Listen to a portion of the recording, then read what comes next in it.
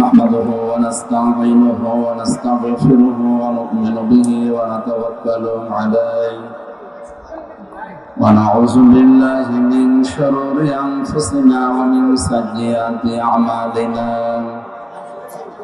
من يهدي الله فلا مضل له ومن يضلل فلا هادي له ونشهد أن لا إله إلا الله وحده لا شريك له وأشهد أن محمدا عبده ورسوله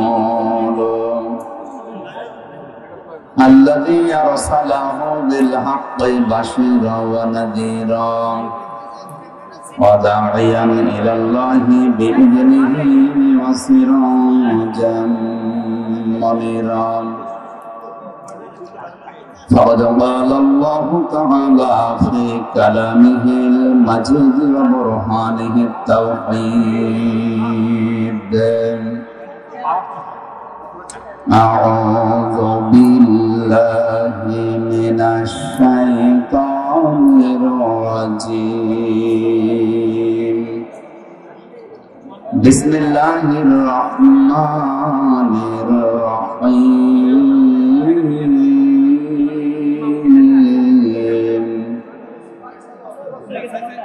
ظهر الفساد في البر والبحر بما كسبت أيدي الناس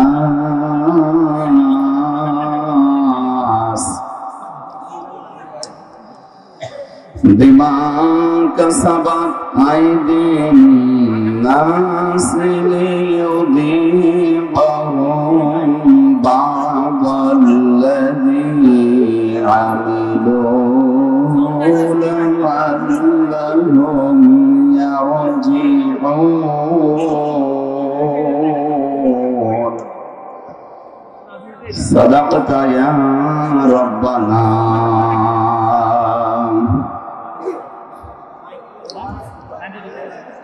عن عباس رضي الله تعالى عنه قال قال النبي صلى الله عليه وسلم من ذاق طعم الإيمان من رضي بالله ربا وبالإسلام دينا وبمحمد رسول الله صلى الله عليه وسلم نبيا ورسولا আওয়াজ করুন বন্ধ করেন কথা বন্ধ করেন আবার কথা বলেন যেভাবে আসেন এভাবে থাকুন কথা বলবেন না وقال تعالى في شان رسوله إن الله وملائكته يصلون على النبي يا أيها الذين آمنوا صلوا عليه وسلموا تسليما اللهم صل على হালকা এই কদিন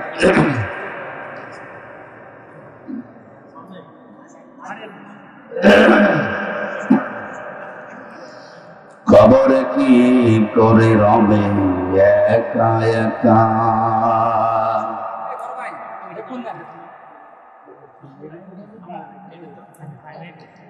কবরে কি করে রবে একা একা অন্ধকারে বাতি নাই বদ্ধ ঘরে সাথী নাই তোমার প্রিয়াও দেবে না তোমারে দেখা কবরে কি করে রবে একা একা মশারি নাই বালিশ নাই কেমন করে ঘুমাবে ভাই নাই এয়ার কন্ডিশনের ঠাই নাই হিটার পাখা निर्जन निराला निझुमे शीत गरमे একই রুমে निर्जन निराला निझुमे शीत गरमे একই রুমে থাকতে হবে টানা ঘুমে বিধাতার দেখা কবরে কি করে রবে একা একা ভাবো কবরে কি করে রবে একা একা পাকা বাড়ি দামি গাড়ি টাকা কড়ি কাড়ি কাড়ি ছেড়ে দিতে হবে বাড়ি যাবে না থাকা তোমার বসার চেয়ার টাকার সিন্ধুক আত্মরক্ষার পিস্তল বন্দুক তোমার বসার চেয়ার টাকার সিন্ধুক আত্মরক্ষার পিস্তল বন্দুক পড়ে রইবে বিশাল মরলোক প্রিয় এলাকা কবরে কি করি রবে একা একা ভাবো কবরে কি করে রবে একা একা এক মুহূর্ত যে সন্তানে না দেখলে ঝড় ওঠে প্রাণে তাদের সে গরস্থানে থাকবে যে তারা বছরে তো একবার পাশে যাবে জিয়ারতের আসে কোটি বছর সবুজ ঘাসে কোটি বছর সবুজ ঘাসে থাকবে যে ঢাকা কবরে কি করে রবে একা একা অন্ধকারে বাতি নাই বদ্ধ ঘরে সাথী নাই তোমার প্রিয়াও দেবে না তোমারে দেখা কবরে কি করে রবে একা একা আলহামদুলিল্লাহ কক্সবাজার জেলার সদর থানার অন্তর্গত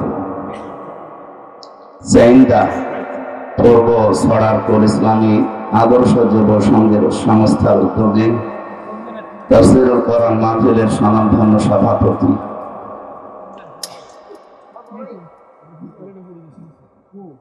মাহফিলের প্রধান অতিথি সাবেক চেয়ারম্যান দক্ষিণ মিঠাছড়ি রামু কক্সবাজার জনাব আলহাজ ইউনুস ভুট্টো মাতাল্লাহু উমরাহু ওয়া বারাকাল্লাহু ফি হায়াতি।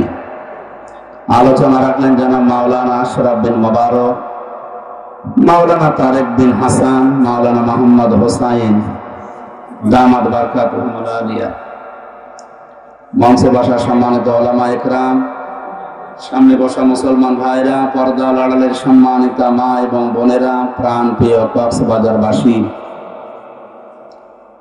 দল মত নির্বিশেষে কোরআনের অনুষ্ঠানে যারা এসেছি বলছে আলহামদুলিল্লাহ। কোরআনে কারিমে আল্লাহ তাআলা জানিয়েছেন লাকাদ কানা লাকুম ফি রাসূলিল্লাহি উসওয়াতুন হাসানাহ, তোমাদের জন্য মহত্তম আদর্শ লুকিয়ে রেখেছি আমি রাসূলুল্লাহর জীবনে। কার জীবনে? মুহাম্মদ ইবনে আব্দুল্লাহর জীবনে। এই কথা কোরআনে আল্লাহ দেয়, আল্লাহ দিয়েছেন রাসূলুল্লাহর জীবনে। মুহাম্মদ ইবনে আব্দুল্লাহ রাসূলুল্লাহ হয়েছিলেন কত বছর বয়সে? 40 বছর। যারা দাঁড়িয়ে আছে এটাকে বসতে দেওয়া যায় না নাকি? জায়গার দাঁড়িয়ে থাকেন বসে থাকেন যাই হোক, কর্তৃপক্ষের এখন জায়গা আর তো নেই নাকি? যেভাবে আছে এভাবে কথা বলা যাবে না। মাত্র 1 ঘন্টা। আমার শরীরও খুব ভালো না, কণ্ঠের অবস্থা ভালো না, চারিদিক থেকে সমস্যা, এর জন্য 1 ঘন্টা সময় দেন। আজকে আমরা আলোচনা করব কোন পাপের কারণে কোন গজব আল্লাহ নাযিল করে। আমাদের দেশের সাথে দেখি মেলে কিনা। যদি মিলে যায় আশা করছি ওই সমস্ত অপরাধগুলো আমরা মাইনাস করার চেষ্টা করব ইনশাআল্লাহ। আলোচনার বিষয় কোন পাপের কারণে কোন গজব আল্লাহ নাযিল করে।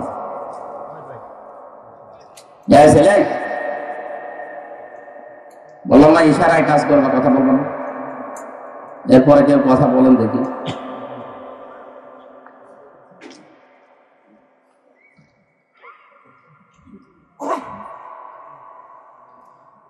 এটা কি মমতাজের গানের অনুষ্ঠান? আমরা যা তা এসে দুলিয়ে দিলাম হয়ে গেল। আমার তো দোলানোর জিনিস দোলাবো কি?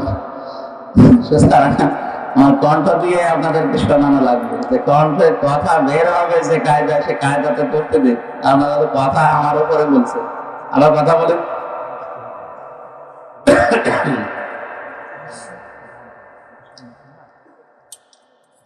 কোরআনের কোন আয়াত থেকে কথা যদি কেউ বোঝার চেষ্টা করে, নবীজি বলেন যদি ওই আয়াতের উপরে আমল নাও করে, তাও 500 রাকাত নফল নামাজের সওয়াব হয়।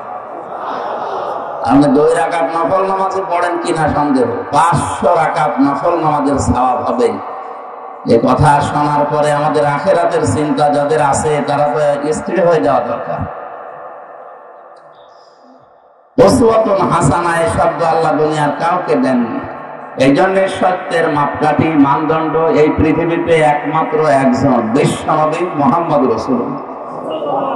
তাছাড়া দুনিয়াতে আর কেউ সত্যের মানদণ্ড হিসাবে গণ্য নয়। তারপরেও তিনি রাসূলুল্লাহ হিসাবে গণ্য হয়েছিলেন 5 বছর বয়সে, 10 বছর বয়সে না। তিনি রাসূলুল্লাহ হয়েছিলেন কত বছর বয়সে? 40 বছর বয়সে। যে জিনিস পেয়ে তিনি রাসূল হলেন তার নাম কোরআন। তার নাম কি? কোরআনে কারীম নাযিল হওয়ার আগ পর্যন্ত তিনি মুহাম্মদ ইবনে আব্দুল্লাহ হিসাবে পরিগণিত ছিলেন এলাকাতে।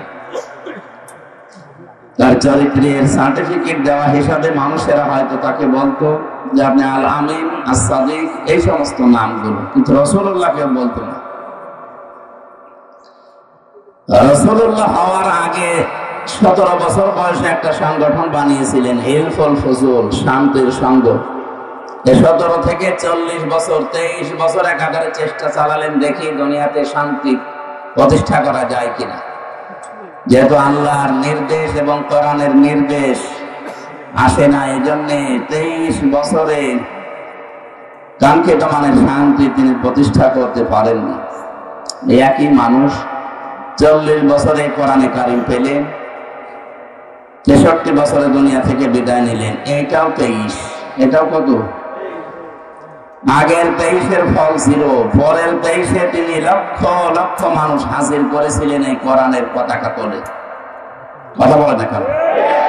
এমনকি শেষ ভাষণ যেদিন দিচ্ছিলেন তার ভাষণ ছিল মাত্র 27 মিনিট। বিদায় হজের ভাষণ কয় মিনিট? আর আমাদের নাকি 2-3 ঘন্টা ছাড়া ওয়াজই ছাঁটে না, কারণ আমাদের কথার ভেতরে তো কোনো অর্থ নেই। নবীজির প্রতিটি কথার ভেতরে লক্ষ লক্ষ কথা লুকিয়ে থাকতো। সুবহানাল্লাহ বলে।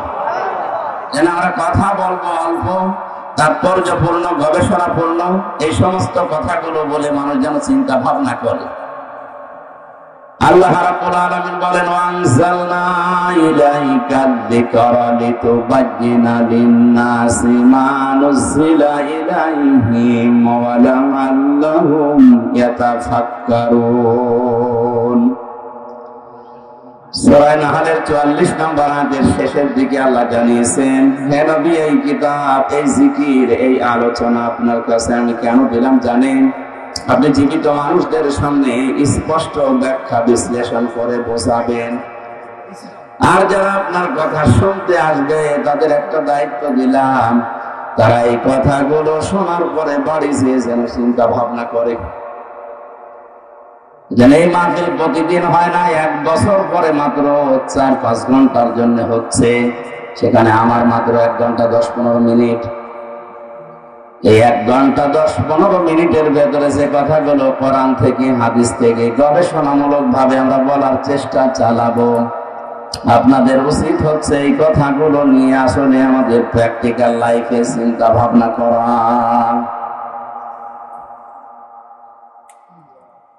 নবীজির প্রথম 23 বছরের ফল ছিল, পরের 23 বছরে তিনি হিরো বানিয়েছিলেন হযরতে ওমরের মতো, আবু বকরের মতো। এমনকি তার সামনে যখন বিদায় হসে 27 মিনিটের বক্তব্যের সময় মানুষ ছিল তার সামনে প্রায় 1,14,000। 1,14,000 মানুষের জন্য শেষ ভাষণ দেওয়ার সময় নবীজি বলেছিলেন, তারা কফিকুম আমরাইন, আমি দুইটি জিনিস তোমাদের জন্য রেখে গেলাম। লান তাদিল্লু, তাদিল্লু মজারে বর্তমান ভবিষ্যৎ, প্রেজেন্ট ফিউচার। এর আগে লান এসেছে, আরবি গ্রামার অনুযায়ী কথাটার অর্থ দাঁড়ায় কখনোই তোমরা পথভ্রান্ত হবে না, পথভ্রষ্ট হবে না, লাঞ্ছিত হবে না। এমনকি কথার ভেতরে না খেয়ে থাকবে না, এই কথাও আছে। তাদিল্লু শব্দের প্রায় 33টা অর্থ আমি পেয়েছি। লাঞ্ছিত হবে না, না খেয়ে থাকবে না, মায়ের খাবে না, অপমান হবে না, দুনিয়ায় মাথা উঁচু করে তোমরা বাঁচতে পারবে। সে যে দুইটা জিনিস রাখলাম, লান তাদিল্লু মান তামাসসাকতুম বিহিমা কিতাবাল্লাহ ওয়া সুন্নাতু রাসূলি। 1 নম্বরে তোমাদের জন্য আমি আল্লাহর কিতাব কোরআনে কারীম রেখে গেলাম, 2 নম্বরে আমার সুন্নাহ, আমার আদর্শ রাখলাম। জোরে বলেন সুবহানাল্লাহ। আমার মুসলমান ভাইরা, কথাগুলো খেয়াল করে শোনেন। 1,14,000 মানুষ তার সামনে। বিশ্ব নবীর ডান দিকে হযরতে আবু বকর, বাম দিকে ওমরের মতো মানুষ বসা ছিল। জাবালে রহমত, যেই পাহাড়ের উপরে তিনি দাঁড়িয়ে এই কথাগুলো বলছিলেন, আমি নিজে উঠেছিলাম ওই পাহাড়ে। বিশ্ব নবীর এই পাহাড়ের পাদদেশে 1,14,000 মানুষ দাঁড়িয়ে আছে। নবীজি কিন্তু হযরতে আবু বকরের নাম বলেননি, ওমরের নাম বলেননি। যে এই যে দুইজন আমার পাশে বসে আছে, এরা দুইজনে জান্নাতি। এরা দুইজন কি? 10 জন মানুষকে জীবিত অবস্থায় যে জান্নাতের গ্যারান্টি দেওয়া হয়েছিল, তার ভেতরে এই দুইজনের নাম আছে না নেই? নবীজি কি বলতে পারতেন না, এই যে আবু বকরকে রাখলাম, এই যে ওমরকে রাখলাম, আমার পরে যদি এদেরকে অনুসরণ করো তোমরা জান্নাত পেয়ে যাবে? বলেছিলেন? বলেন বলেন। আমি জান্নাতের দিকে যাচ্ছি, আসো আমার সাথে তোমাদের জান্নাতে নিয়ে যাব। এই কথা শুধু নবীজি একবার বলেছিলেন বদরের ময়দানে যাওয়ার সময়। তিনি বলেছিলেন, আমি জান্নাতের দিকে যাচ্ছি, যার প্রশস্ততা আকাশ আর জমিনের চাইতেও বিস্তৃত। কে তোমরা জান্নাতে যাব? আসো আজ আমার সাথে। নবীজি বলেন, ওই দিন আমার সাথে যারা যোগ দিয়েছিল, যারা শহীদ হয়েছিল, পরেও যারা মারা গেছে, প্রত্যেকেই জান্নাতি। জোরে বলেন আল্লাহু আকবার। এর ভেতরে স্পেশাল ভাবে যে 10 জন মানুষের নাম আমরা হাদিসে জানি, তার ভেতরে আবু বকর আছে, ওমর আছে। কথা বলেন ঠিক কিনা? এত বড় বড় পাওয়ারফুল নবী, পাওয়ারফুল মানুষ যারা, যাদের জান্নাত দরজা ডাকতে থাকবে, হযরতে আবু বকরের জীবনে কি আছে? জান্নাতের প্রতিটা দরজা তাকে পাওয়ার জন্য আকাঙ্ক্ষা পেশ করবে। আসেন আমার দিকে। হযরতে ওমরের ব্যাপারে আছে আকাশের তারকারাজি, কেউ যদি গণনা করা শুরু করে একদিন শেষ হয়ে যাবে। হযরতে ওমর নেকির কাজ দুনিয়ায় করেছিলেন 26 বছর বয়সে মুসলমান হওয়ার পর। যেই কয়দিনই বেঁচে ছিলেন, মাত্র এই কয়েক বছরে তিনি এত বেশি নেকির কাজে আঞ্জাম দিয়েছেন, কিয়ামত পর্যন্ত কেউ যদি ওমরের নেকি গণনা করে শেষ হবে না। মাথায় যাদের মগজ আছে চিন্তা করেন তো, যে মানুষগুলো সামনে পেছনে বসে আছে, এই মানুষগুলো কেন বেশি নাম ধরে বলতে পারলেন না কেন যে এদেরকে রেখে গেলাম, এদের মেনে নিলে জান্নাত পেয়ে যাবে? এ কথা বলেননি এই কারণে, এই কারণ নবী ছাড়া কারো ঈমান নিরাপদ না। যে কোনো সময় মানুষকে শয়তান বেঈমান করে ফেলতে পারে। নবীজি, নবীদেরকেও শয়তান ধোঁকা দিয়েছে, কিন্তু আল্লাহ নিজে স্পেশাল ভাবে তাদেরকে বাঁচিয়েছেন। তাদের কথা আলাদা। বাকি পৃথিবীর কাউকে কারো নিরাপদ না ঈমান। হযরত ওমর নিজেই বলতেন মাঝে মাঝে হুযায়ফা ইবনুল ইয়ামিনকে ডাক দিয়ে, এ হুযায়ফা, তুমি তো নবীজির গোপন কথাগুলো তোমার কাছে সব বলতো। তুমি একটু ইন্তেকালের আগে যে লিস্ট দিয়ে গেছে নবীজি, যে মদিনায় মুনাফিক অমুক অমুক আছে, ওই লিস্টের ভেতরে দেখো তো আমার নামটা আছে কিনা। হযরত হুযায়ফা ডাক দিয়ে বলে, খলিফাতুল মুসলিমিন, আমিরুল মুমিনিন, কি বলেন আপনি? জান্নাতের গ্যারান্টি দিয়েছে নবীজি নিজে আপনাকে, আর আপনি বলেন আপনার নাম মুনাফিকের খাতায় আমি দেখবো, এ কেমন কথা? হযরত ওমর চোখের পানি ফেলে দিয়ে বলেন, ভাই হুযায়ফা, আমি নবীজির কাছে শুনেছি দুনিয়াতে কারো ঈমান নিরাপদ না মরণের আগ পর্যন্ত। আমি এখনো পর্যন্ত জানি না আমি নিরাপদে ঈমান নিয়ে মরতে পারবো কিনা।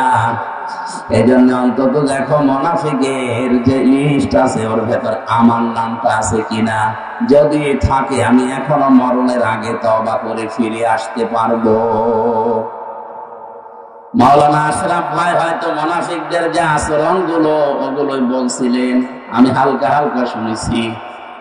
আমি কোরআন হাদিস পড়ে মুনাফিকের প্রায় 13টা গুণ পেয়েছি। কয়টা? আমরা অধিকাংশ মানুষ 3টা জানি।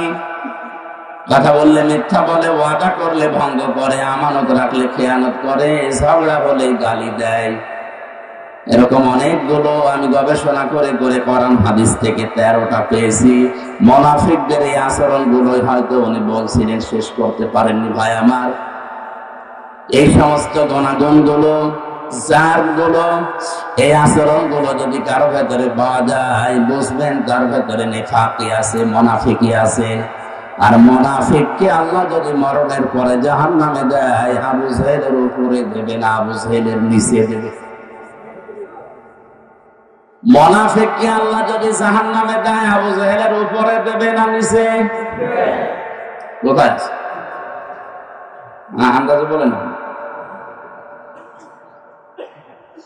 সূরা নিসা 140 নম্বর আয়াতে আল্লাহ পাক বলেন, ইন্নাল্লাহা জামিউল মুনাফিকিনা ওয়াল কাফিরিনা ফি জাহান্নামা জামিআ।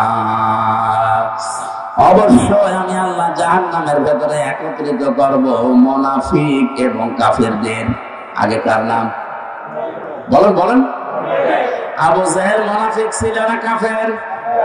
এই আয়াত দ্বারা বোঝা যায় যারা মুনাফিক এরা কিন্তু আবু জাহেলের নিচে থাকবে না, এরা থাকবে উপরে। আরে ভাই, আপনি তো ওটা পাল্টা বলেন। আবু জাহেল যদি জাহান্নামে পড়ার পরে থেমে যায়, মুনাফিক থামবে না, একেবারে নিচে থাকবে।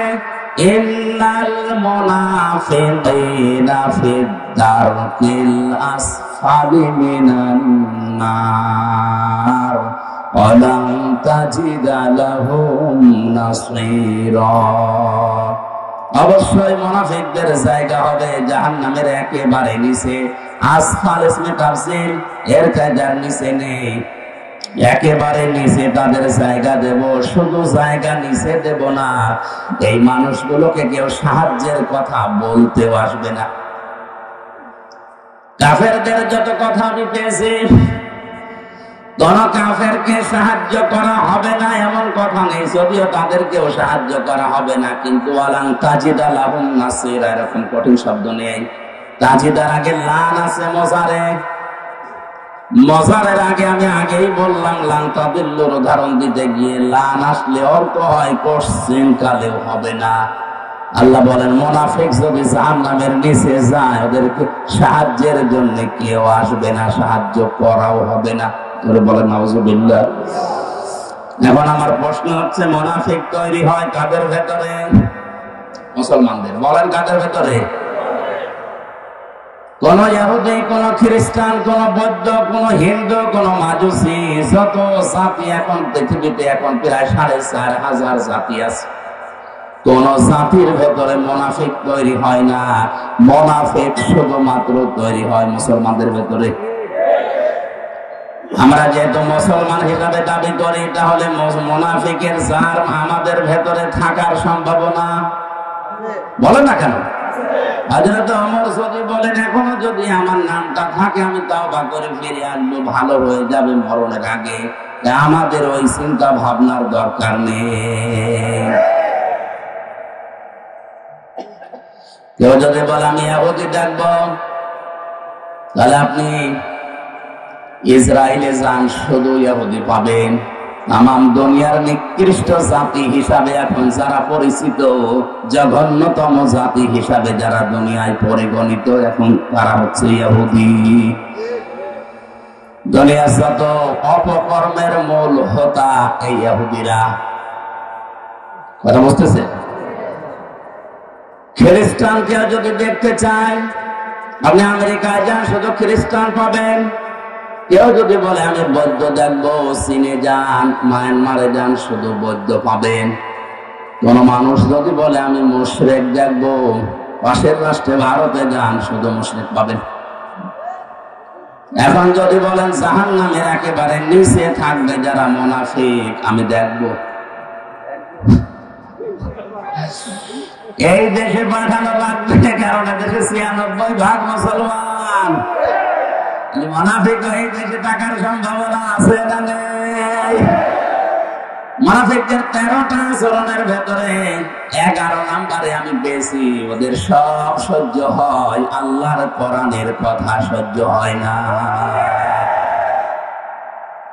কোরআনে কারীম জানিয়েছে ওয়াইদা কিলা লাহুম তাআলাউ ইলা মা আনজালাল্লাহু ওয়া ইলার রাসূলি রাআইতাল মুনাফিকিনা ইয়াসুদ্দুনা আনকা সুদুদা। সূরা নিসা ৬১ নম্বর আয়াতে আছে, আল্লাহ পাক বলেন হে নবী, যখন আপনি মানুষদেরকে বলবেন আসো আল্লাহ এবং রাসূলের আদেশের দিকে আসো, রাআইতাল মুনাফিকিনা, আপনি দেখতে পাবেন মুনাফিক যারা ইয়াসুদ্দুনা আনকা সুদুদা, আল্লাহ এবং রাসূলের আইনের কথা, আদর্শের কথা বলা মাত্রই তারা আস্তে করে পেছন দিক থেকে কেটে পড়বে। হয়তো বিভিন্ন নাম দিয়ে তারা কাটবে। কিছু কিছু মানুষ বলবে এটা রাজনীতি।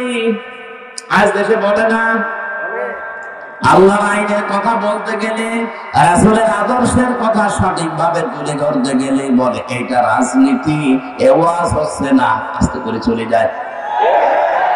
আপনি বলেন ১৫০০ বছর আগে সূরা নিসার ৬১ নম্বর আয়াতে আল্লাহ যা যা বলেছে বাংলাদেশের সাথে এখন মিলে যাচ্ছে।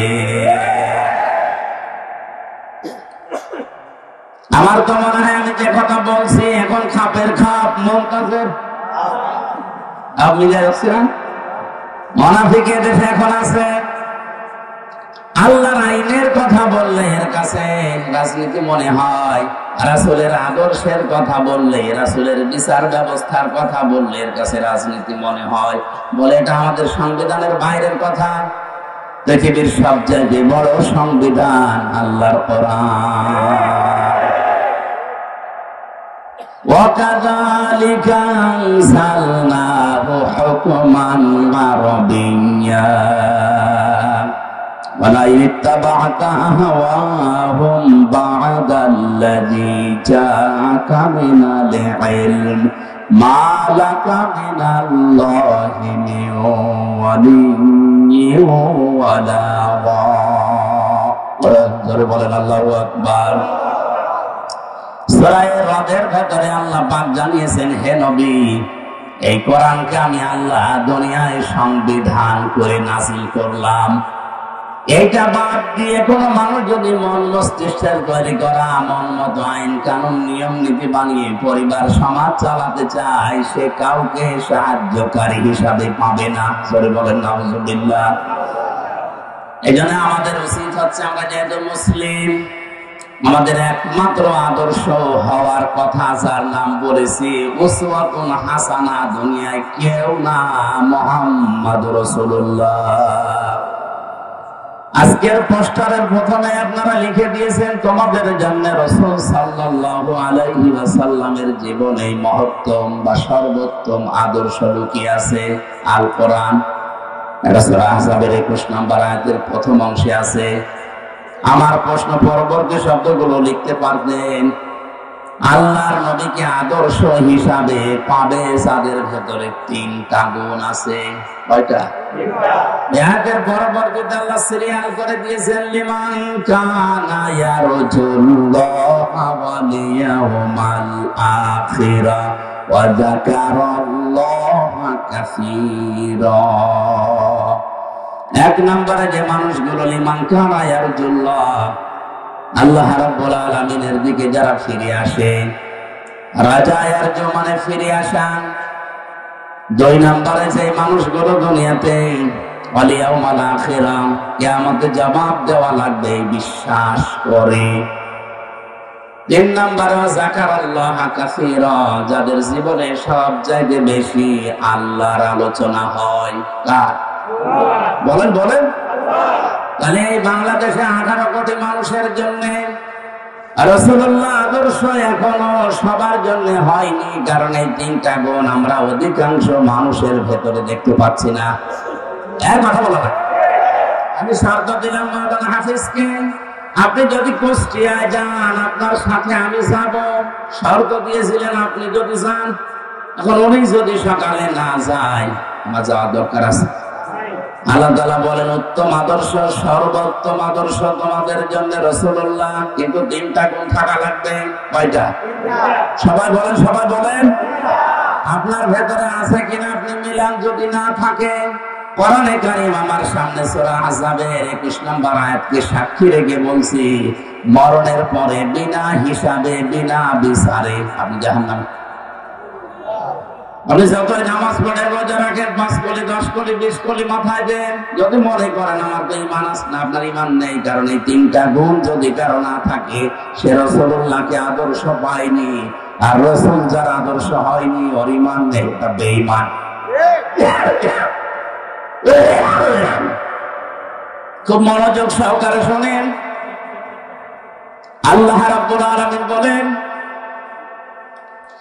1 নম্বরে যারা সব কাজ আমি আল্লাহর দিকে ফিরে আসার নিয়তে করে, যে কোনো কাজে হাত দেওয়ার আগে চিন্তা করে, আল্লাহ এই কাজে আমার আল্লাহ রাজি আছে তো।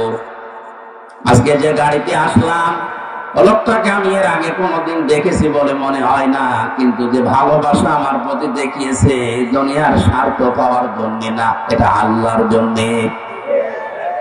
দুনিয়ায় যাকে আপনি ভালোবাসবেন, যাকে এগিয়ে দেবেন, সাহায্য করবেন, লোক দেখানোর জন্য, স্বার্থ পাওয়ার জন্য না।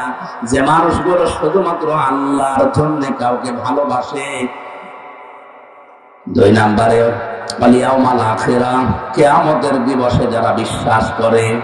সে জন্মের পর থেকে শুনছে কিয়ামত হবে, কিয়ামতের দিন আছে, কিন্তু কিয়ামত যে কি, কিভাবে হবে, কিয়ামতে জবাব দেওয়া লাগবে, এই বিশ্বাস যদি কোনো মানুষের ভেতরে একবার জন্ম হয়ে যায়, ওর জীবন থেমে যাবে। যাদের তাফসীর করতে গিয়ে আমি জেলখানার ভেতরে থাকাকালীন সেই জেলালিল কোরআনে পড়েছিলাম। আছেন আপনারা ময়দানে? খলিফাতুল মুসলিমিন হযরত ওমর তার সন্তান আব্দুল্লাহকে ভর্তি করলেন মাদ্রাসায়। ওই সময় হযরতে আলী ছিলেন প্রধান বিচারপতি, তার সন্তান হোসাইন ওই একই মাদ্রাসায় ভর্তি হয়েছে। বারবার কলম ফেলে দিচ্ছে, আব্দুল্লাহকে বলে কলম তুলে দাও। যিনি 1 বার 2 বার 3 বার তুলে দিলেন। প্রেসিডেন্টের ছেলে স্বাভাবিকভাবে রাগ হয়ে গেছে, ডাক দিয়ে বলে, হোসাইন ইচ্ছা করে কলম ফেলে দাও, আমারে তুলতে বলো, আমি কি তোমার চাকর, খাদেম? হযরতে হোসাইনও রাগ করেই বলে ফেলেছে, আব্দুল্লাহ তুমি শুধু খাদেম না, খাদেমের বাচ্চা খাদেম। মেম্বারের ছেলে কিরকম গালি দিলে তারও মেজাজ খারাপ হয়, আর তিনি দেশের প্রেসিডেন্টের ছেলে। এক দৌড়ে বাড়িতে গিয়ে বলে, আব্বা আমি আর মাদ্রাসা যাব না। কেন? হোসাইন আমারে গালি দিয়েছে, আমি নাকি খাদেমের বাচ্চা, খাদেম। হযরত ওমর বিচক্ষণ মানুষ ছিলেন, ডাক দিয়ে বলে, সন্তান আমি বিচার করব, কিন্তু এখন না, জমার দিন। জমার দিন তিনি খুতবা দিচ্ছিলেন, বক্তব্যের মাঝখানে তিনি দাঁড়িয়ে বললেন, এখানে হযরত হুসাইন আছে? বলে হ্যাঁ। এদিকে আস। তুমি আমার ছেলেটাকে গালি দিয়েছো খাদেমের বাচ্চা, চাকরের বাচ্চা বলে? বলে হ্যাঁ দিয়েছি। কেন দিলে? হযরত হুসাইন বলে, ওমর হাতে মুখে হাত দিয়ে বলেন তো, আপনি কি আমার নানার খাদেম ছিলেন না?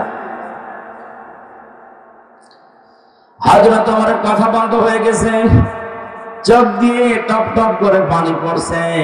সাহাবীদের বললেন, নবীর সাহাবীরা বিচার হয়ে গেছে। ছোট মানুষ তো আব্দুল্লাহ বসে না, বলে বাবা তুমি তো এখনো বিচার আরম্ভই করনি, হোসাইনকে মারবে না? হযরত ওমর বলে, বাবা যে বিচার করেছি এটা আমার অনেক কাজে লাগবে।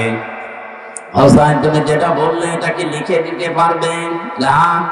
খেজুর পাতার একটা পৃষ্ঠা, খেজুর পাতার একটা পাতা নিয়ে এসেছে খেজুর গাছের, ওখানে লিখে দিয়েছে, ওমর আমার নানার খাদেম ছিল, এটা আমি দেখেছি, সই করে দিলাম হুসাইন ইবনে আলী।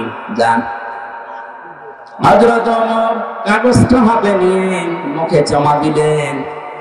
ছেলেকে ডাক দিয়ে বললেন, বাবা মারা যাওয়ার পরে এই কাগজটা আমার কাফনের ভেতরে দিয়ে দিও।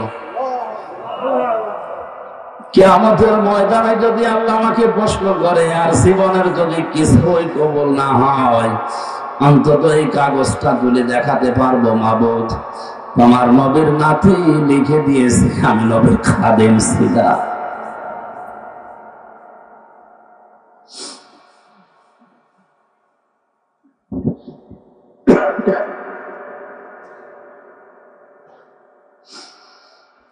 এই ওসিলায় হলেও তুমি আমাকে আজকে মাফ করে দাও। এই ধরনের মানুষেরা কিয়ামতের যে বিশ্বাস, যে ভয় তাদের ছিল, এরপরও একটা দুর্বল হাদিস বলছে শিক্ষার জন্য। হযরত ওমরেরও আল্লাহর দরবারে নিজের জীবনের মাত্র কয়েক বছরের হিসাব দিতে লেগেছিল প্রায় 12 বছর। ইন্তেকালের পরে প্রায় 12 বছর পার হয়ে গেল। হযরতে আব্দুল্লাহ একবার স্বপ্ন দেখলেন, হযরত ওমর সুন্দর পোশাক পরে নদী থেকে আসতেছে গোসল করে। ডাক দিয়ে বলে, বাবা কোথায় ছিলেন? কতদিন আপনাকে দেখি নাই। হযরতে ওমর বলে, বাবা আজকে 12 বছর আমি দুনিয়ার জীবন ছেড়েছি, মহান আল্লাহ আমার জীবনের হিসাব নিচ্ছিলেন।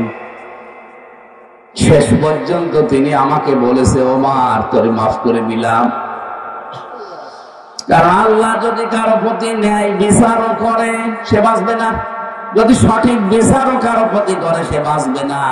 অন্যায় বিচার তো আল্লাহ করেই না, ন্যায় বিচার করলেও কেউ পার পাবে না। আল্লাহ যদি কাউকে বাঁচাতে চায় বলবে শেষে যে তোরে মাফ করে দিলাম। আল্লাহ যদি অবিচার করেন এ কথা বিশ্বাস করবেন না, আল্লাহ অবিচার করেন। আল্লাহ যদি কারো উপর ন্যায় বিচার করেন সে বাঁচবে না, সে ধরা খাবে। কথা বুঝতেছেন?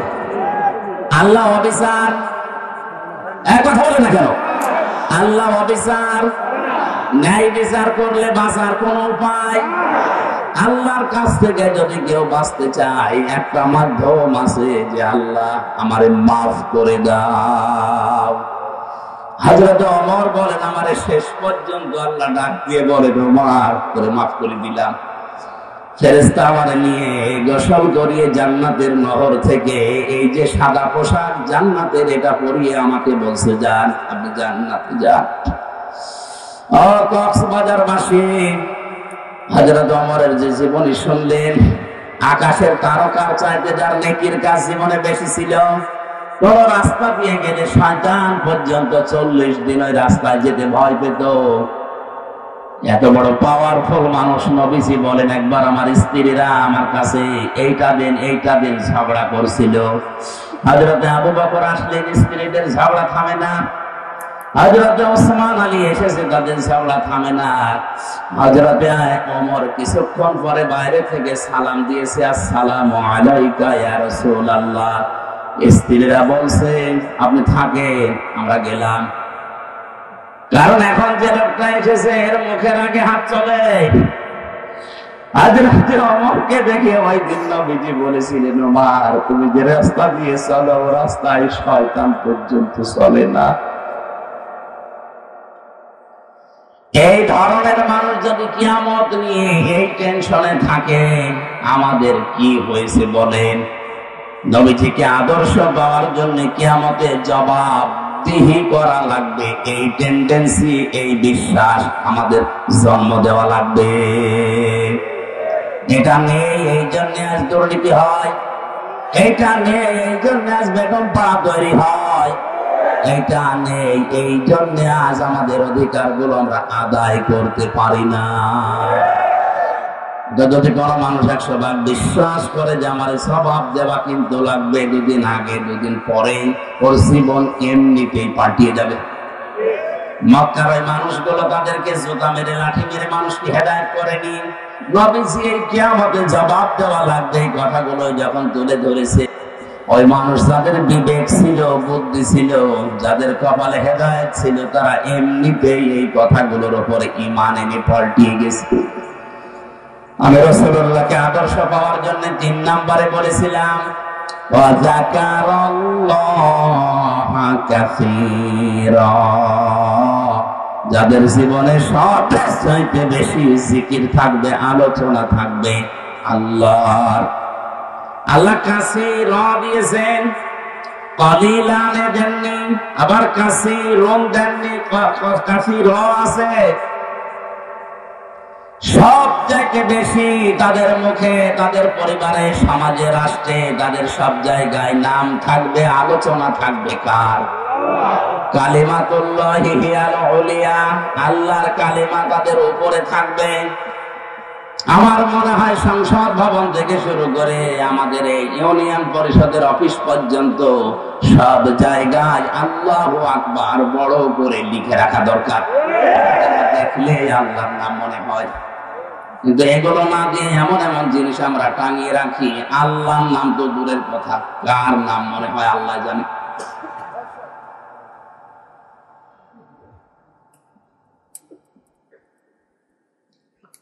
আল্লাহ রাব্বুল আলামিন বলেন, রাসূলুল্লাহকে যারা আদর্শ হিসাবে এই 3টা গুণ অর্জন করে পাবে, বিশ্ব নবী মুহাম্মদ রাসূলুল্লাহ রাসূলুল্লাহ হওয়ার পর থেকে আতঙ্কে ছিলেন।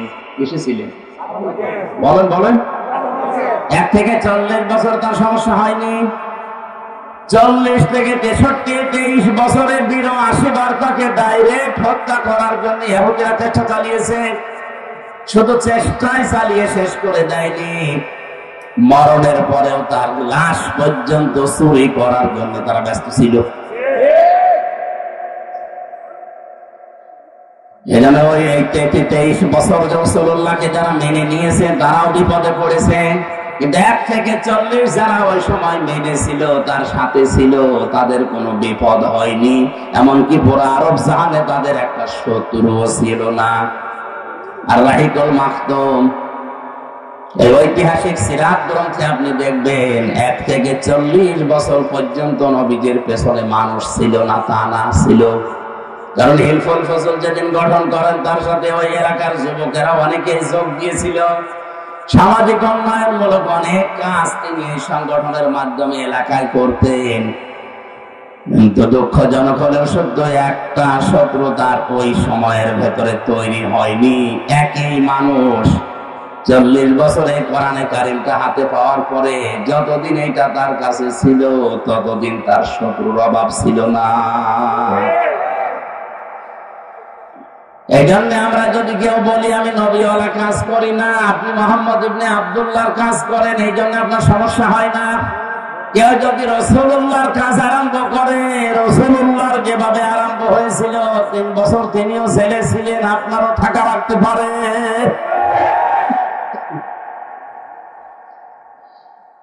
আমাদের উচিত হবে যে আয়াতটা আপনারা লিখে দিয়েছেন, এটা আমাদের বাস্তব জীবনে যদি আমরা সেট করতে চাই, ওই 3টা শর্ত আমাদের মানা লাগবে। এই শর্তগুলো আমার আল্লাহর। আরো জোরে বলেন কার? আল্লাহ আমাদের মেনে নেওয়ার তৌফিক দিন, জোরে বলেন আমিন। আমার আলোচনার বিষয় বলেছিলেন কোন পাপে কোন গজব জবান খুলে কোরআনের এই সোনালী আয়াত সূরা রুম 41 নম্বর আয়াতটা পড়েছি। পড়েন আউযু বিল্লাহি মিনাশ শাইতানির রাজীম বিসমিল্লাহির রহমানির রহিম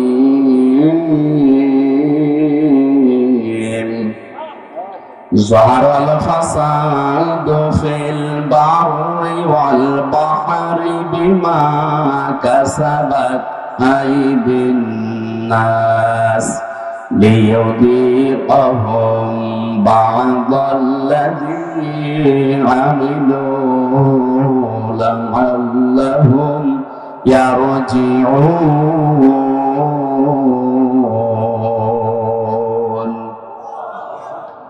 আল্লাহ রাব্বুল আলামিন বলেন, জলস্থলে যে বিপর্যয়, যে অশান্তি গুলো, যে গজব গুলো দেখতে পাও, এগুলো আমি একটাও দিতে চাই না। এগুলো সব তোমাদের হাতের পাপ, কামাই করা ফসল। আমি কেন এগুলো দেই মাঝে মাঝে জানো? অনিয়তি বৃষ্টি, অনাবৃষ্টি, মাঝে মাঝে এ জমিনকে ছাকনি দেয়, আমরা যেটা ভূমিকম্প বলে শুনি।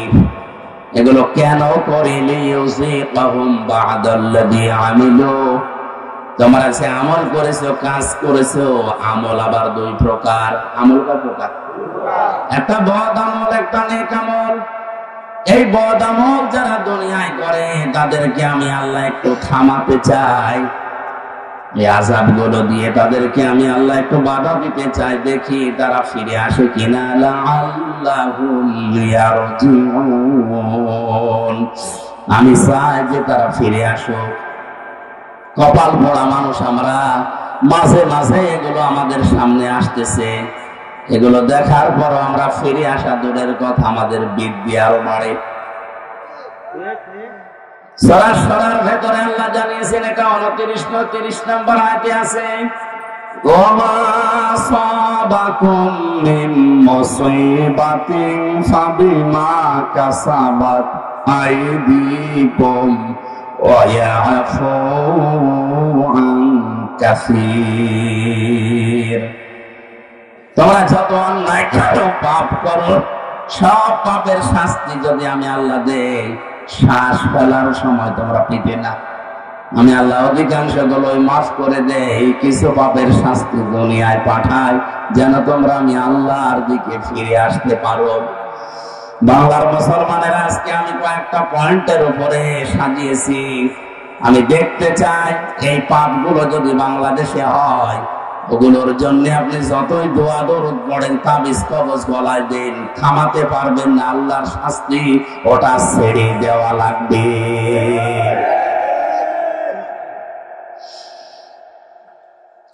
কোরআনে কারিমে সূরা আনকাবুত আয়াত নাম্বার 40-41, ফাকুল্লান আখাযনা বিযামবিহি ফামিনহুম মান আরসালনা আলাইহি হাসিবা ওয়া মিনহুম মান আখাযাতুহু সাইহাতু ওয়া মিনহুম মান খাসাফনা বিহিল আরদা ওয়া মিনহুম মান আগরাকনা وما كان الله ليظلمهم ولكن كانوا أنفسهم يظلمون سبحان الله والحمد لله لا إله إلا الله سبحان الله والحمد لله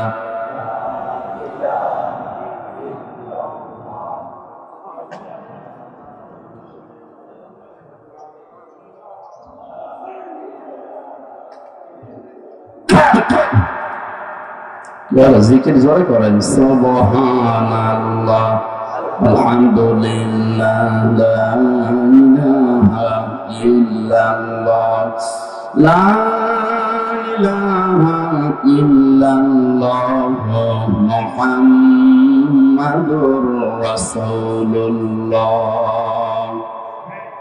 আয়াত বুঝতে কষ্ট হচ্ছে? আল্লাহ রাব্বুল আলামিন বলেন, যুগে যুগে বহু মানুষকে আমি তাদের পাপের জন্য পাকড়াও করেছিলাম।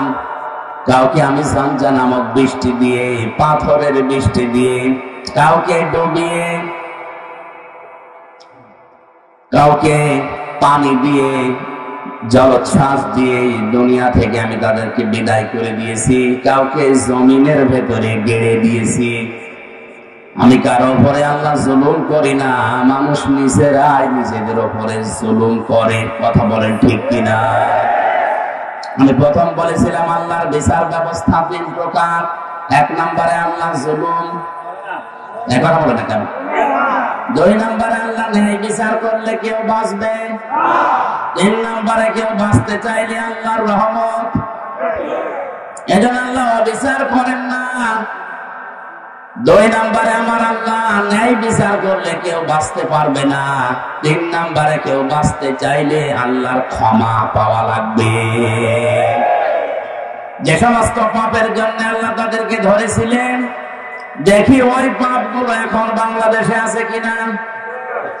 আল্লাহ রাব্বুল আলামিন বলেন, ওয়াইলা মাদিয়ানা আখাহুম শুআইবা ক্বালা ইয়া কওমি ইবুদুল্লাহা মা লাকুম মিন ইলাহিন গায়রু قد جاءتكم بينة من ربكم فأوفوا الكيل والميزان ولا تبخسوا الناس أشياءهم ولا تفسدوا في الأرض بعد إصلاحها ذلكم خير لكم إن كنتم مؤمنين الله أكبر। আমি শুআইবকে পাঠিয়েছিলাম মাদিয়ান শহরে তার ভাইদের কাছে। কোরআনে অনেকগুলো নবীর দাওয়াতি সিস্টেম দেওয়া আছে। তারা দাওয়াত দিত এই কায়দায়, এই পদ্ধতিতে। এখানে শুআইব আলাইহিস সালামের নাম দিয়ে আল্লাহ কিছু শিক্ষা দিতে চেয়েছে। এটা একটু ভালো করে শুনুন। হযরত শুআইব আলাইহিস সালামকে মাদায়েন শহরে তার ভাইদের কাছে আল্লাহ পাঠিয়ে বললেন, তুমি দাওয়াত দাও, হে আমার জাতির লোকেরা, আল্লাহ বাদে কোনো মাবুদ নেই, ইলাহ নেই, ইবাদত পাওয়ার যোগ্যতা কারো নেই।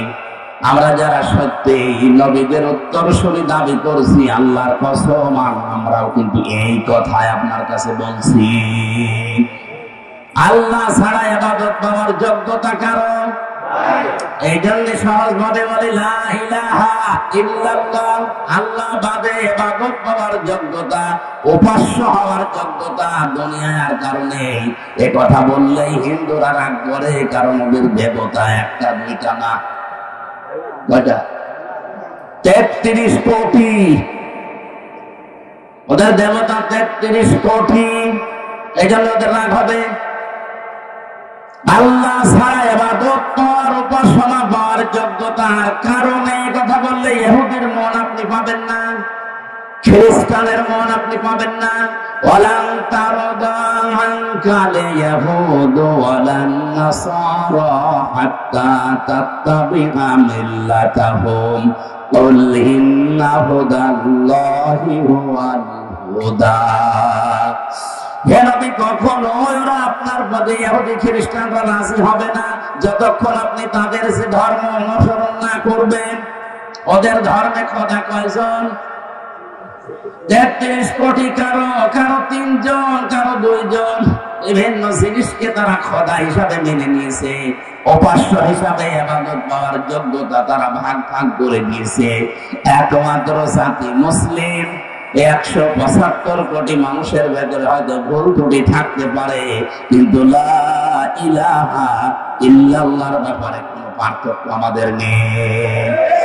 আমরা মনে প্রাণে বিশ্বাস করি, এ কথা কাজে লাগাতে চাই। আল্লাহ ছাড়া ইবাদত পাওয়ার যোগ্যতা কারো, উপাসনা পাওয়ার যোগ্যতা কারো।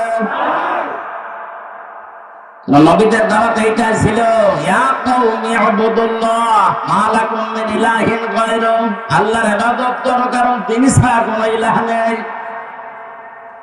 এরপরে হযরতে শুআয়ব আলাইহিস সালাম তার জাতির লোকের কাছে যে মেসেজটা দিয়েছেন, নবীদের দাওয়াতি পদ্ধতি আপনাকে আমি বলছি, বাদিজা আতকুম বাইনাতুম মির রাব্বিকুম, অবশ্যই তোমাদের রবের পক্ষ থেকে তোমাদের কাছে স্পষ্ট দলিল প্রমাণ নিয়ম নীতি আইন কানুন এসেছে। সে আইনের ভেতরে দুইটা কথা এখানে আল্লাহ পাক দিয়েছেন, ফাউফুল কাইলা ওয়াল মিজানা ওয়ালা তাবখাসুন নাসা আশিয়াআহুম। এক নম্বরে তোমরা ওজনে কম বেশি করবে না। কিসে? সবাই বলেন। এই ওজন বলতে শুধু দাড়ি পাল্লার ওজন? এখন তো অনেকে দাড়ি পাল্লায় তুলে দেওয়ার চিন্তা আছে। হাইকোর্টের সামনে বিশাল একটা দাড়ি পাল্লা টাঙানো আছে, দুই দিকের মাপই সমান। এটা দ্বারা দেশের জনগণকে বোঝানো হচ্ছে যে ন্যায় বিচার ছাড়া এখানে কিছু চলে না। দাড়িপাল্লা মানে মানদণ্ড, দাড়িপাল্লা মানে ন্যায় বিচারের মানদণ্ড। ওইটা এদিকেও যেমন এইদিকেও সমান, কোন দিকে একেবারে কম বেশি নেই, সমান সমান। আচ্ছা, তো বিচার ব্যবস্থার দিকে তাকালে আর যেটা দেখতে পাচ্ছি আমরা, ন্যায় বিচারের তুলনায় অবিচারই বেশি হচ্ছে। ন্যায় বিচারের তুলনায় অবিচার যদি না হবে, কোন কারণে আমি 3টা বছর জেল খাটলাম, আপনি জবাব দেন।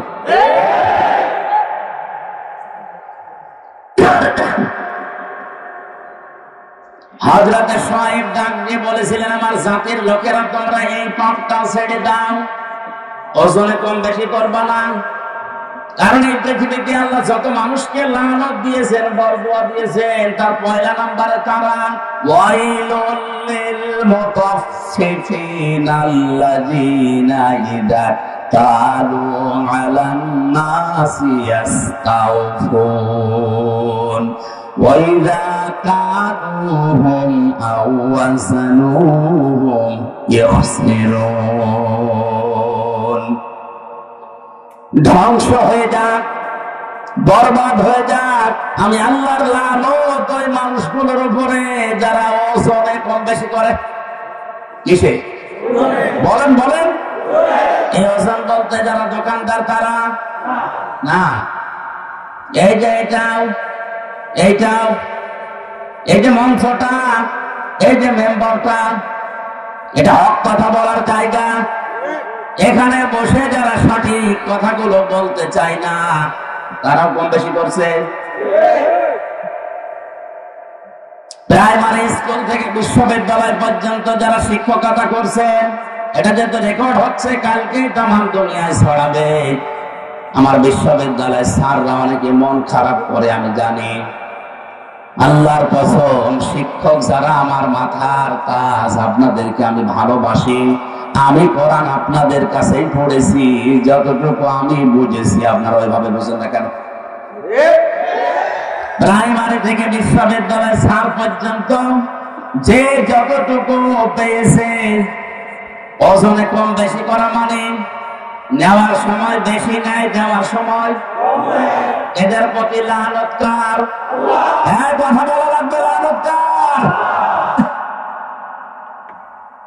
বিশ্ববিদ্যালয়ে স্যার হওয়ার জন্য কত জ্ঞান লাগে, এটা আমি নিজে অনার্স মাস্টার্স করতে গিয়ে দেখেছি।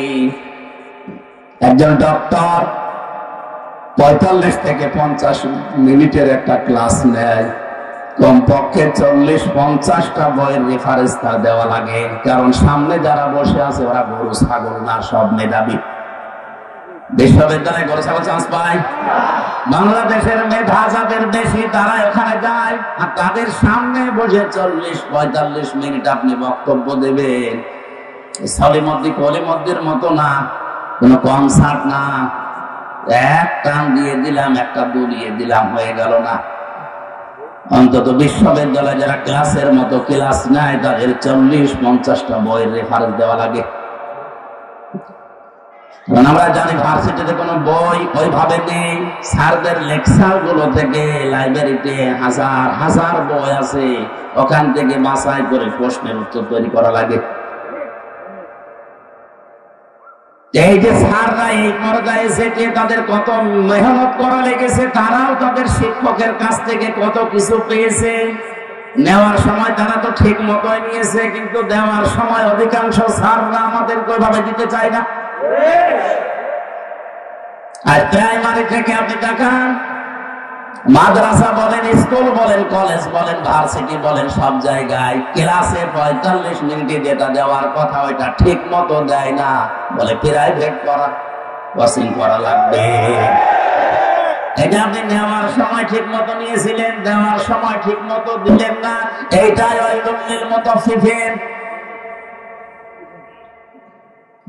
আপনি তো নেওয়ার সময় ঠিক মতোই নিয়েছিলেন, যদি ওইভাবে দিতেন আমার আর প্রাইভেট পড়া লাগতো না, কোচিং করা লাগতো না।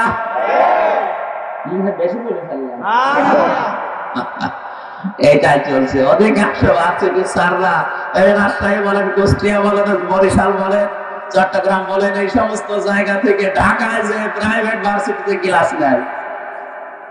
সরকার আপনারা যেখানে রেখেছে এই জায়গায় আপনি যতগুলো লোক পেয়েছিলেন ওইটা ডেলিভারি দিতে পারেন না।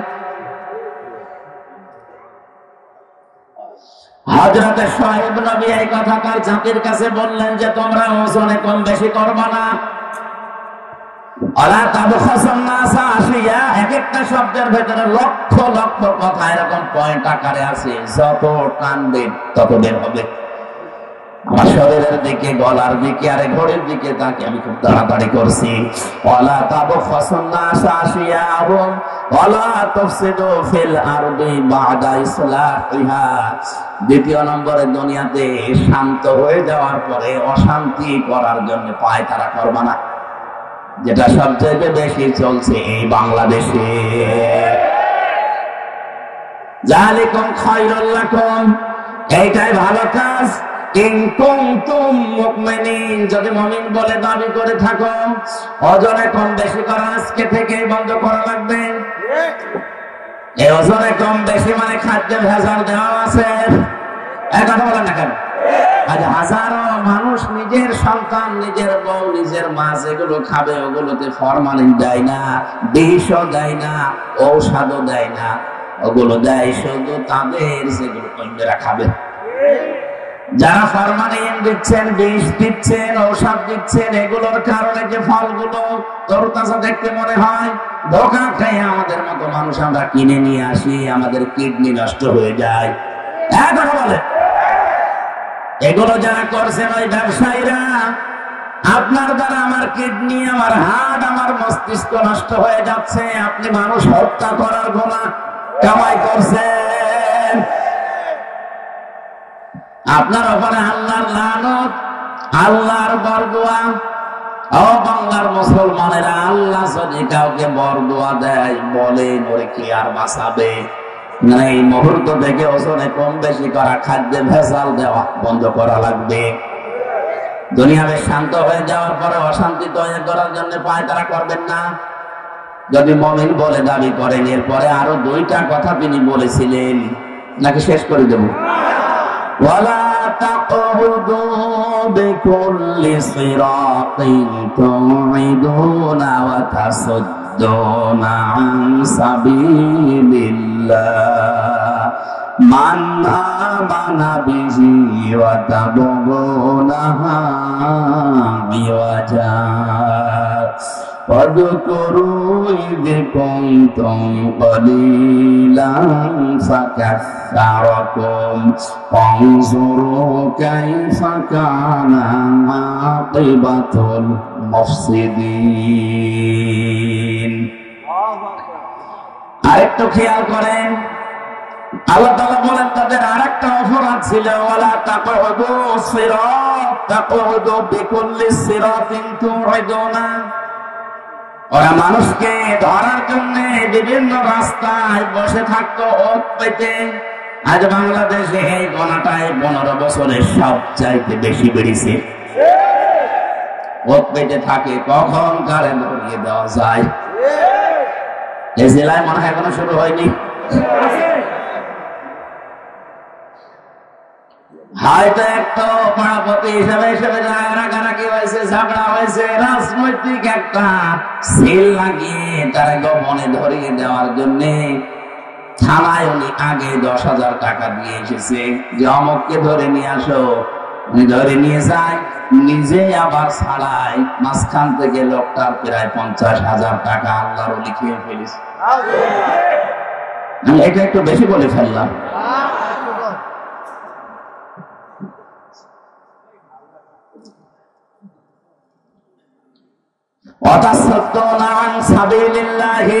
দুই নম্বরে তারা গণা করতো, 3-4 নম্বরে তাদের অপরাধ ছিল এইটা, ওরা আল্লাহর রাস্তা থেকে মানুষকে সরিয়ে দেওয়ার জন্য বিভিন্ন কায়দা কৌশল কাজ কারবার করতো।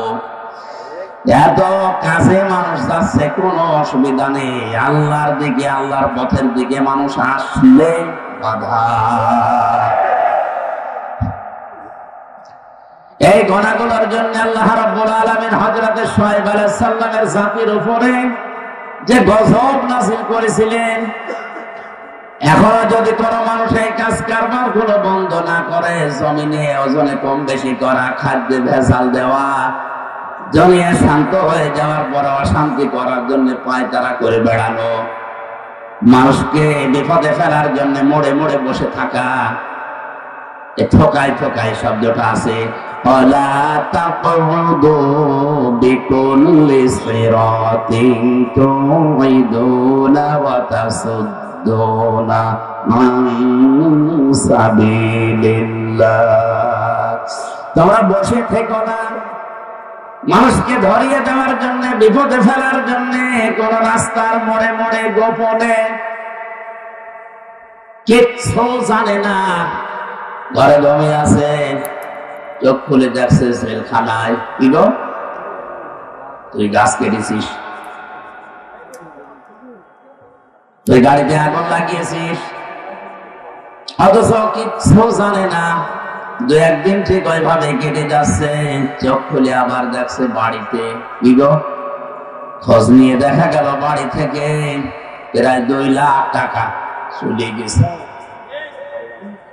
এইটা যদি কেউ বন্ধ না করে, আমার আল্লাহ তাদের উপরে মাঝে মাঝে ভূমিকম্প দেয়। রানা প্লাজা এমনি ধসে পড়েনি। অনেকেই বলেছিল যে মনে হয় অনেকে ধাক্কা দিয়ে ফেলে দিয়েছে। আরে ভাই, ধাক্কা দিয়ে বিল্ডিং ফেলে দেওয়া, আপনি ফেলে তো দেখি। 357টা বিল্ডিং এ ফাটল ধরেছে বছরে।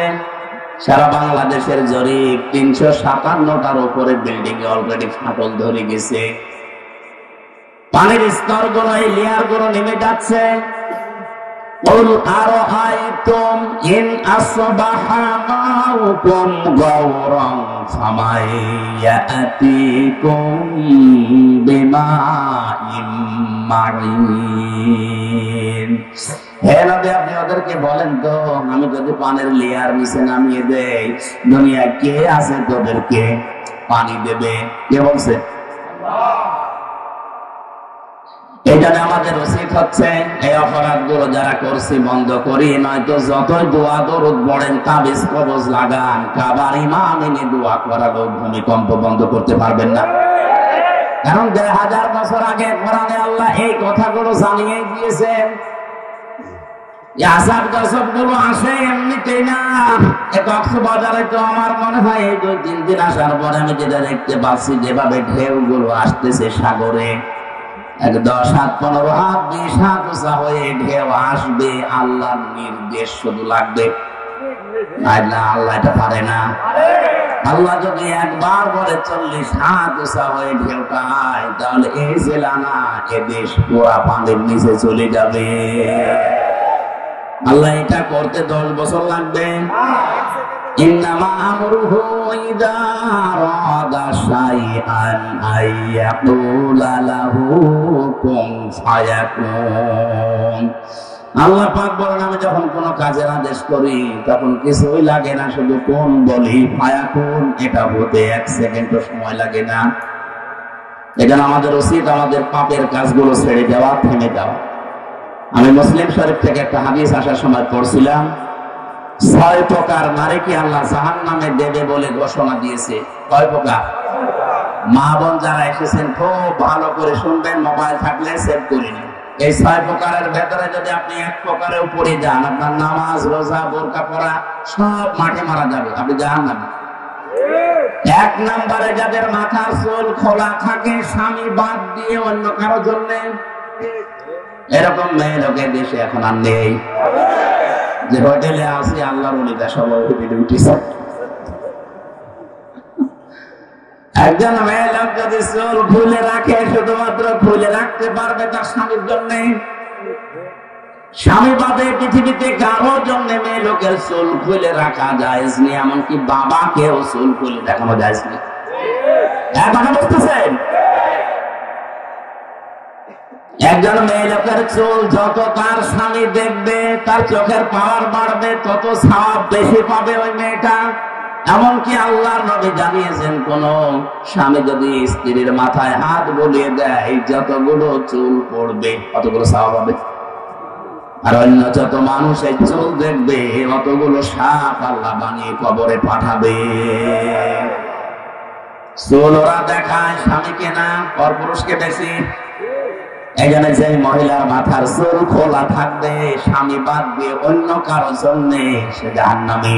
2 নম্বরে স্বামীকে যে মহিলা সম্মান করে না। 3 নম্বরে স্বামীকে বাদ দিয়ে দেবর, ননদ বা অন্য কারো সাথে যারা হাসি তামাশায় লিপ্ত থাকে বেশি সময়, স্বামীর কাছে আসলে মধ্যমরা হয়ে থাকে। আর যদি দেবর পায়, স্বামী গিয়েছে ঘাস কাটতে, বাগে ধরে খাক, আমার দেওয়া বেশি থাক। এরকম করেছিলাম কোথায় যেন, তো স্বামী ঘাস কাটতে গেছে মাঠে, ওরে বাগে ধরে খেয়ে পেল, আমার দেওয়া বেশি থাক। স্বামী বাদ দিয়ে অন্যের সাথে যদি কেউ হাসি তামাশা করে, মজা করে, আর কি আড্ডা করে, মহিলা জাহান্নামী। 4 নম্বরে যে মহিলা অপবিত্রতা থেকে পবিত্রতার খবর রাখে না, শরীর খারাপ হয়েছে কবে যে পবিত্র হবে ওর খেয়ালই নেই, স্বামীর যে হক আছে ওর মনেও নেই। এই জন্য যখনই শরীর অসুস্থ হবে, সুস্থ হওয়ার পর থেকে নিজেকে পরিষ্কার পরিচ্ছন্ন করে স্বামীর জন্য উপস্থাপন করা লাগবে। 5 নম্বরে মিথ্যা বলে, গীবত করে, এরপর আবার কসম করে কথায় কথায়। মেয়েদের স্বভাব এটা বেশি, ওরা কিছু হলে কসম কাটে। কসম যদিও কাটে, আবার ছেলের মাথায় হাত দিয়ে, স্বামীর মাথায় হাত দিয়ে কসম কাটে। এমনকি কাবা শরীফের ছবি টাঙানো বলে কাবার কসম। দুনিয়াতে একজনের নামে শুধু কসম কাটা যায় আছে, কে? বলেন বলেন। আমরা কসম কাটি বড় যে জিনিস, সে জিনিসের উপরে, এ দুনিয়ার সবচাইতে বড়। বলেন বলেন। আর আল্লাহ যখন কসম কাটেন, তখন কসম কাটেন ওই জিনিসের সাথে, যে জিনিসের সাথে আমাদের জীবনের সম্পর্ক আছে। আমাদের জীবনের সম্পর্ক আছে সময়ের সাথে।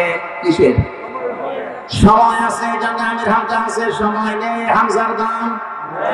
এখন যদি আমার সময় শেষ হয়ে যায়, আপনারাও আমাকে নামিয়ে দেবেন। আর আমার জীবনের সময় যদি শেষ হয়ে যায়, আমাকে মানুষ আর হামসা বলবে না, মরহুম হামসা বলবে। এজন্য মানুষের জীবন সংক্রান্ত কথাগুলো বলতে গিয়ে আল্লাহ জানিয়েছেন, ওয়ালা আসরি ইন্নাল ইনসানা লাফি খুসর। সময়ের কসম, জীবনের কসম, হায়াতের কসম, ইতিহাসের কসম। যেহেতু মানুষের হায়াত আছে, মানুষ আছে, জীবন আছে, মানুষ আছে, এগুলো না থাকলে মানুষের আর দাম থাকে না। এর সম্পর্ক মানুষের জীবনের সাথে রিলেটেড। এই জন্য আল্লাহ মানুষের জীবন সংক্রান্ত কথা বলতে গিয়ে কসম দিয়েছেন হায়াতের, সময়ের। জোরে বলেন সুবহানাল্লাহ। আমরা যেহেতু কসম দিতে পারি শুধুমাত্র আল্লাহ ছাড়া আর কারো নামে না। মা বোন যারা এসেছেন, কসম যদি কাটতেই হয় আল্লাহ নামে কাটবেন। তাছাড়া পৃথিবীর কোন পীর বাবার নামে, কোরআনের নামে, কাবা শরীফের নামে ছেলের মাথায় মেয়ের মাথায় হাত দিয়ে কসম কাটা যায় নেই। 6 নম্বরে যারা অন্যের সুখ দেখে জ্বলে,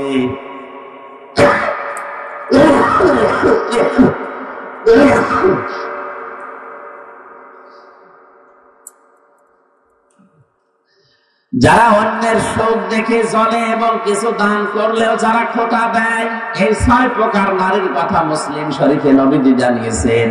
আশা করছি মা বোন যারা এসেছেন, এই 6 প্রকারের কোনো কিছু যদি আপনার ভেতরে থাকে, আপনি এই মুহূর্তে নিজেকে পাল্টাবেন। আল্লাহ আমাদেরকে এই যে 4টা অপরাধের কথা বলেছিলাম, ওজনে কম বেশি করা, খাদ্যে ভেজাল দেওয়া, দুনিয়া শান্ত হয়ে যাওয়ার পরে অশান্তি তৈরি করা, মানুষকে বিপদে ফেলার জন্য পথ পেতে থাকা, আর আল্লাহর রাস্তা থেকে মানুষকে ফেরানোর জন্য চেষ্টা চালানো, এই গোনাগুলো থেকে যদি আল্লাহ আমাদেরকে না বাঁচান, আমরা যদি চেষ্টা না করি, ভূমিকম্পের মতো এই জিনিস আবার আসবে। আল্লাহ আমাদেরকে একটা মানার তৌফিক দেন, আমিন। বারাকাল্লাহু লানা ওয়া লাকুম ফিল কুরআনিল আযীম। সভাপতি সাহেবের অনুমতি নিচ্ছি, আমার শরীর খারাপ, আমি দোয়া করে দিলাম। আল্লাহুম্মা আমিন। রব্বানা যালামনা আনফুসানা ওয়া ইল্লাম তাগফির লানা ওয়া তারহামনা লানাকুনান্না মিনাল খাসিরিন। রব্বুল আলামিন, কক্সবাজার জেলার এই মাহফিলটার দিকে তাকাও। হাজার হাজার বান্দা বান্দি এই প্রচন্ড শীতের ভেতরেও তারা কষ্ট করে শুনেছে। আল্লাহ তাআলা মেহেরবানি করে মানুষগুলোকে তুমি মাফ করে দাও, সওয়াবগুলো আমাদের নবীজির রওজায় পৌঁছিয়ে দাও। দুনিয়ার মাটির নিচে যারা আছে এদেরকে নিজ গুণে ক্ষমা করে দাও। মাহফিলের সভাপতি সহ প্রধান অতিথি সহ যারাই আমরা এসেছি, আমাদের জীবনে এই গুনাহগুলো যদি থাকে তুমি দূর করে দাও। তুমি তো বিচার করো না, নাই বিচার করলেও আমরা কেউ পার পাবো না। আল্লাহ তোমার দয়া চাই, রহমত চাই, মেহেরবানি করে দয়া করে মাফ করে দাও। কোরআন শোনানোর জন্য বিশাল আয়োজনে যারা শ্রম দিল, আল্লাহ আমি সবার নামও জানি না, তোমার কুদরতের খাতায় তাদের নামগুলো লিখে নাও।